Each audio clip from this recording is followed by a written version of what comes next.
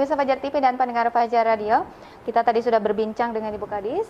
Masih banyak produk-produk yang telah dihasilkan di IKM, kemudian juga ada program-program Smart IKM Klinik di tahun 2020 mendatang, yang merupakan program inovasi dari Dinas Perdagangan Kota Makassar untuk menyambut tahun 2020.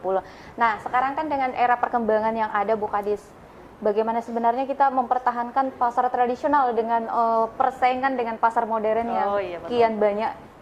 Iya, jadi ini juga merupakan salah satu tugas kami dalam hal ini kan dalam hal mempersiapkan sarana usaha perdagangan. Sarana usaha perdagangan kan banyak ya. Bisa pasar tradisional. Sekarang dengan adanya Permendak baru bukan lagi namanya pasar tradisional, tapi pasar rakyat. Kemudian pasar modern. Pasar modern, pasar swalayan. Nah, ini pada saat pasar-pasar modern ini lagi marak ya, lagi marak dibangun, apalagi ya kita tahulah tingkat masyarakat kota ingin nyaman dalam berbelanja,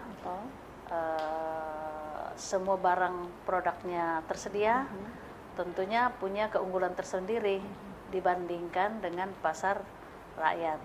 Tapi keunggulan dari pasar rakyat itu uniknya karena kita bisa tawar-menawar. Nah, itu ibu-ibu paling senang itu namanya pasar tawar-menawar. Kalau dia sudah berhasil menawar, dia merasa menang.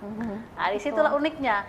Dan kita tidak bisa pungkiri justru pasar tradisional ini masih disesaki oleh masyarakat.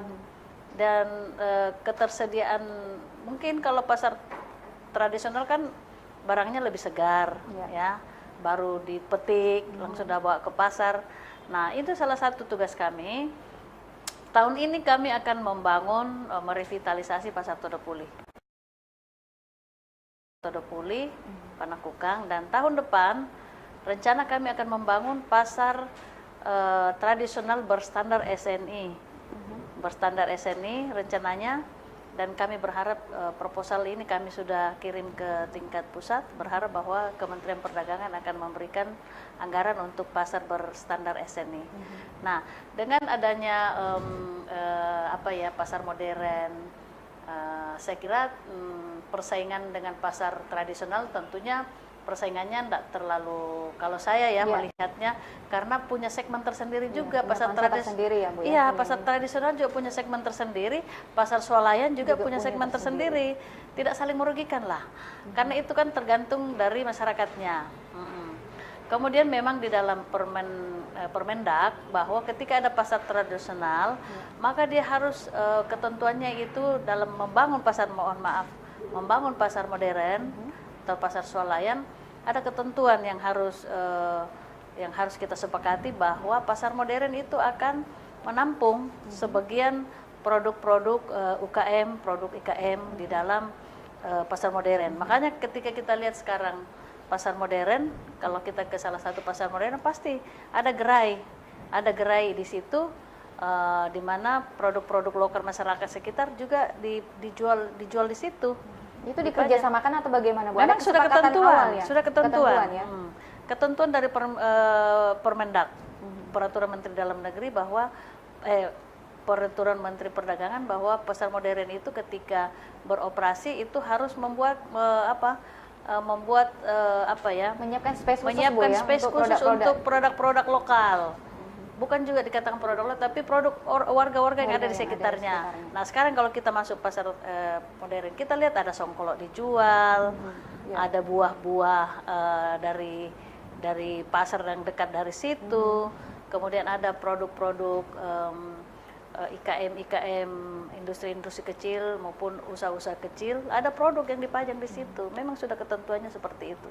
Saat ini semuanya sudah menerapkan sistem itu? Sudah, coba aja jalan-jalan ke, bahkan Gelail itu ya sudah bekerja sama dengan pemerintah kota untuk sayur-sayuran dari lorong. Ada okra, ada cabai dari lorong, ada beberapa jenis tanaman pangan yang ditanam masyarakat di lorong itu sudah dijual di beberapa pasar modern. Karena pemerintah kota dalam hal ini Dinas Ketahanan Pangan sudah bekerja sama dengan toko modern itu, swalayan itu, untuk menerima hasil-hasil tanaman pangan dari lorong. Jadi semuanya memiliki pangsa pasar masing-masing. Pasar Iya. rakyat atau pasar tradisional memiliki pangsa pasar tersendiri, kemudian swalayan juga seperti itu Iya. ya. Karena di pasar tradisional atau pasar rakyat ini kita mengenal sistem tawar-menawar, kemudian kalau di pasar swalayan adalah sistemnya efisien Bu ya, lebih mudah untuk memperoleh apa yang kita Dan inginkan, nyaman. Ya. ada AC dan sebagainya. Iya. Tetapi hingga saat ini pasar rakyat masih Masih diminati ya, diminati. primadona. Terkait itu yang rencana pembangunan pasar rakyat Bu di tahun mendatang itu ada target kapan akan mulai dibangun? 2020 kita sudah mengajukan proposal, kita akan bangun pasar baru Ya. di Mandai. Oh, di Rencananya pasar tradisional ber-SNI. Kalau tahun ini revitalisasi. Revitalisasi. Pasar Panakukang Todopuli. Panakukan Todopuli. Nah, perkiraan anggaran untuk revitalisasi berapa besar? Sudah ada tahun ini 4 miliar. 4 miliar. Sekarang staf saya 2 orang sudah ke Jakarta untuk mereview terkait dengan persiapan tender daripada pasar revitalisasi pasar Panakukang. Kalau yang Mandai kan nanti tahun depan. Tahun depan ya. Tetapi kalau yang Mandai, kenapa memilih di Mandai Bu? Di sana lokasinya lokasi baru, jadi enak untuk bisa ya bagus karena dia lahannya masih kosong, sehingga kita membangun baru. Karena kita akan jadikan pasar ber-SNI. Ya. Apakah SNI itu adalah termasuk produk-produknya, kemudian para pelaku-pelaku usahanya akan terjun di situ, atau seperti apa sih Bu gambarannya secara Kalau umum? SNI itu kan punya indikator tersendiri untuk mendapatkan status SNI. Dia semi, kalau saya lihat itu semi pasar modern karena fasilitas yang ada di dalam juga harus lengkap. Misalnya ada pusat ATM center, kemudian ada mushola, ada tempat menyusui, penitipan anak, tempat bermain anak. Seperti itu salah satu indikatornya dan masih banyak indikator lain. Ini anggaran untuk pembangunan tersebut murni APBN atau dari Kita pusat berharap atau APBN. Kita ada berharap anggaran disiapkan juga dari Dinas itu kan Perdagangan? paling anggaran pendampingan. Tapi kalau full untuk konstruksi bangunannya dari pemerintah pusat. Tahun ini kita sudah anggarkan perencanaannya DED, Detail Engineering. Berarti sudah ada desain seperti apa? Desain sudah ada. Sudah ada Bu ya. Baik, kita akan kembali di segmen kita yang terakhir, tetaplah bersama kami di obrolan terkini.